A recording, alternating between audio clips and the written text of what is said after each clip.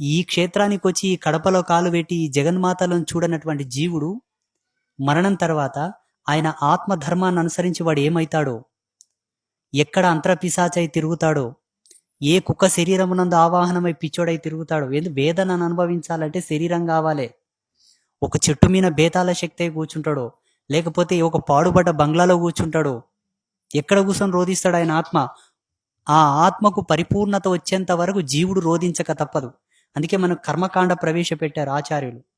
సరే, నీ కొడుకు ఇంత పిండం పెడతాడు, గయాకో గోకర్ణంకో ఏడుకో పోయి పిండం పెడతాడు, తర్పణం వదులుతాడు, నువ్వులు వదులుతాడు, దర్భలు వదులుతాడు, దానికి సంబంధించిన శాంతులు, హోమాలు, దానాలు, ధర్మాలు అన్నీ చేస్తాడు.